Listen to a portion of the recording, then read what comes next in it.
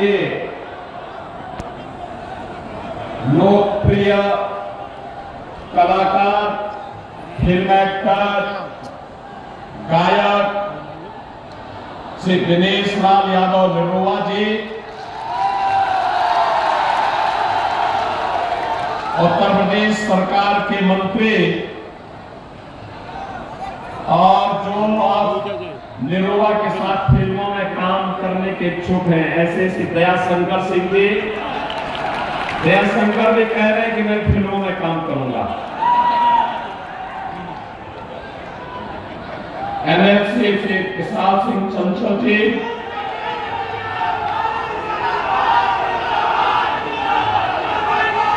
युवा नेता और पूर्व विधायक स्वर्गीय कृष्णानंद राय जी के सुपुत्र श्री पीयूष राय जी, लोकसभा के प्रभारी मार्कंडेय शाही जी, संयोजक राजीव मोहन चौधरी जी, संदीप सिंह जी, श्याम राज तिवारी जी, कृष्ण बिहारी राय जी, विजय शंकर राय जी, ओम प्रकाश राय जी, मोहम्मदाबाद क्षेत्र से जुड़े हुए मेरे सभी उपस्थित बहनों और भाइयों,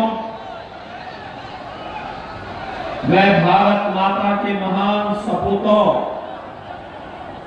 क्रांतिकारियों की पावन धरा को कोटि कोटि नमन करते हुए आप सबके उत्साह के लिए आपका हृदय से अभिनंदन करता हूं, स्वागत करता हूं। भाइयों, मोहम्मदाबाद क्षेत्र के स्वर्गीय कृष्णानंद राय जी के बहुत सारे सपने थे। यहां के विकास को लेकर के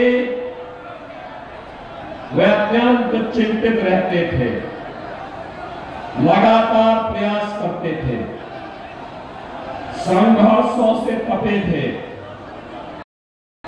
बहनों भाइयों, जब भी कृष्णानंद राय जैसा कोई कार्यकर्ता, कोई जनप्रतिनिधि विकास के लिए कोई प्रयास करता था, ये समाजवादी पार्टी ऐसे युवाओं नेताओं को माफियाओं की भेंट चढ़ा देता था। और याद करिए, जिन लोगों ने स्वर्गीय कृष्णानंद राय की हत्या में कोई संवेदना व्यक्त नहीं की, बल्कि हत्यारों को संरक्षण दिया, वे लोग आज माफिया के मरने पर मातम मनाने के लिए आते हैं। मैं कहना चाहता हूं, कृष्णानंद राय विधायक थे, भारतीय जनता पार्टी के विधायक थे। श्री श्याम शंकर राय उनके साथ में थे, रमेश राय साथ में थे, रमेश पटेल साथ में थे, मुन्ना यादव साथ में थे, अन्य लोग साथ में थे, सब मारे गए। और किस बर्बरता के साथ मारा गया था।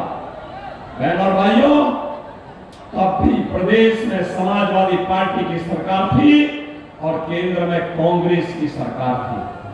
ये दोनों जब मिलते हैं, कोई न कोई अनर्थ होता है। हमें फिर से अनर्थ नहीं होने देना है और यही अपील करने के लिए मैं आज आया हूं आपके पास।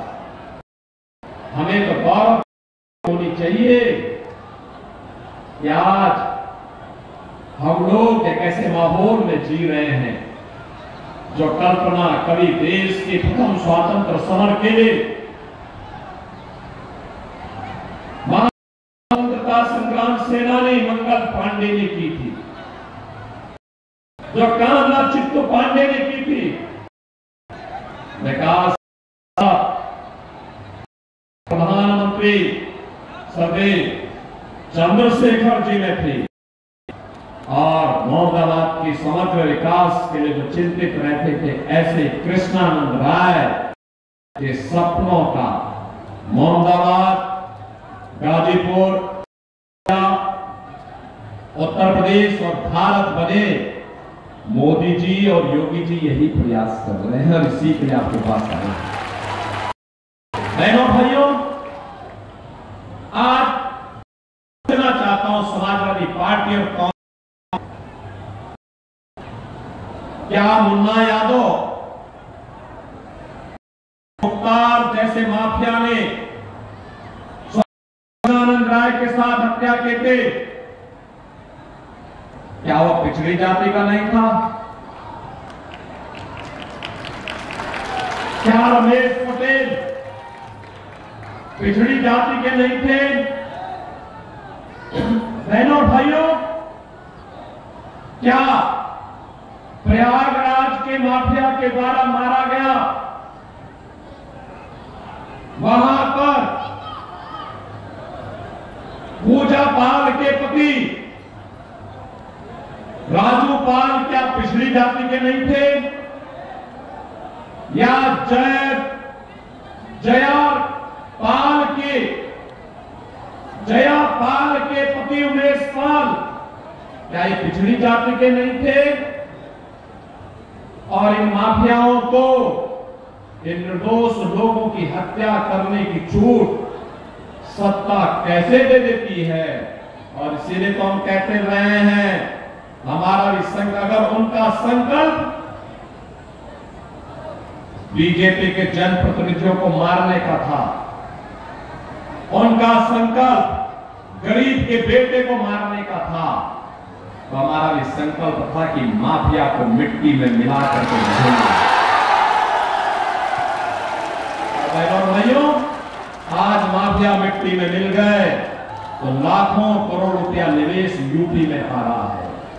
और मैं कह सकता हूं आपको, जो यहां पे नीरज शेखर कह रहे थे, जो वो कह रहे थे कि यहां के पूर्वांचल के नौजवानों को पूर्वांचल में नौकरी मिलनी चाहिए, हमारा भी यही संकल्प है। ये गाजीपुर से लखनऊ जारा पूर्वांचल एक्सप्रेस वे और इसका बलिया जारा लिंक एक्सप्रेस वे, इसी औद्योगिकीकरण के लिए ये बीजेपी की डबल इंजन सरकार ने इसीलिए बनाया है। यही फैक्ट्री लगेगी, यही नौकरी मिलेगी, यही काम मिलेगा।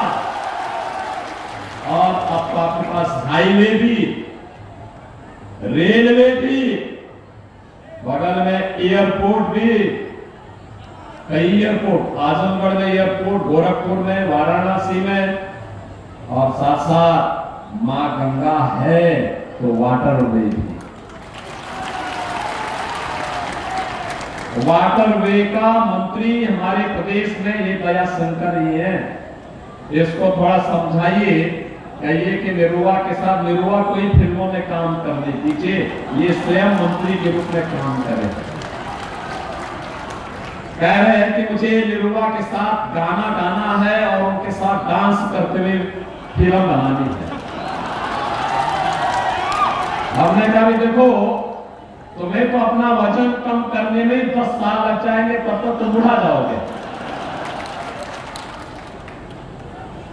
और इसीलिए बहनों भाइयों, आप देखिए, जब कनेक्टिविटी बेहतर होती है, विकास भी होता है, निवेश होता है, रोजगार का सृजन होता है। नौजवान हमारा यही नौकरी पाएगा, रोजगार पाएगा, और यही तो हम कर रहे हैं। मोदी जी ने देश को 10 वर्ष में इसी बात को लेकर चमकाया है। और बहनों भाइयों, 7वें चरण का, अंतिम चरण के चुनाव के लिए आज हम आपके बीच आए हैं। पूरे देश के अंदर उत्तर, दक्षिण, पूर्व, पश्चिम, जहां कहीं हम जाते हैं, लोगों के मन में एक ही भाव है, एक ही संकल्प है। करोड़ लोग कहते हैं, जब हम कहते हैं क्या होगा, तो जनता कहती है फिर एक बार, फिर एक बार, और अब की बार 400 पार। 400 पार की जब बात होती है तो समाजवादी पार्टी को चक्कर आने लगता है, क्योंकि ये तो केवल 60-62 सीटों पर चुनाव लड़ी है, 60-62 सीटों पर। और यादवों में भी देना था, सब अपने ही खानदान के दे दिए। यानी सिपाही के अलावा प्रदेश में कहीं नहीं, अरे कहीं निरुआ भी है, बीजेपी ने उनको बनाया। मैं तो मुंबई गया था, निरुआ वहां फिल्मों में काम कर रहा था। मैंने कहा निरुआ, अरे मुंबई के लिए बहुत किया है, चलो गाजीपुर आजमगढ़ के लिए कुछ करो। देखो 2 साल से, पिछले 5 साल से लगातार आजमगढ़ और गाजीपुर में काम भी कर रहे हैं, फिल्मों की शूटिंग भी कर रहे हैं और वहां का विकास भी कर रहे हैं। देखो निरुआ के सांसद आजमगढ़ के बनने के बाद वहां पूर्वांचल एक्सप्रेसवे भी जुड़ गया, वहां एयरपोर्ट भी आ गया, वहां विश्वविद्यालय भी बन गया, वहां मेडिकल कॉलेज भी बन गया, नर्सिंग कॉलेज भी बन गया और संगीत महाविद्यालय भी बन गया। देखो जब अच्छे लोग चुनते हैं विकास भी अच्छा होता है और ऐसे ही मोदी जी ने देश के अंदर किया है। आज दुनिया के अंदर भारत का सम्मान बढ़ा है, देश की सीमाएं सुरक्षित हुई हैं। अब बहनों और भाइयों, आतंकवाद और नक्सलवाद तो समाप्त हुआ। अगर कहीं पे पटाखा भी फट जाए तो पाकिस्तान पहले सफाई देता है, कहता साहब मेरा हाथ नहीं है, उसे मालूम है ये नया भारत है, छेड़ता नहीं, कोई छेड़ेगा तो उसको छोड़ेगा भी। बहनों भाइयों, ये नया भारत है, इस नए भारत में सुरक्षा है तो सम्मान भी है, विकास है तो गरीबों का कल्याण भी है। यही समाजवादी पार्टी के राशन माफिया भी थे और आज 80 करोड़ लोगों को फ्री में राशन मिल रहा है। और मैं कहता हूं जो पाकिस्तान का राग लाप रहे हैं ना, हिंदुस्तान में मोदी जी के नेतृत्व में 10 वर्ष में जितनी पाकिस्तान की आबादी है उससे बड़ी आबादी को गरीबी से उभारने का काम किया है, गरीबी से ऊपर खुशहाल जीवन जीने के लिए आगे बढ़ाया। और पाकिस्तान 23 करोड़ लोगों को रोटी नहीं दे पा रहा है, भूखों मर रहे हैं लोग। 1 किलो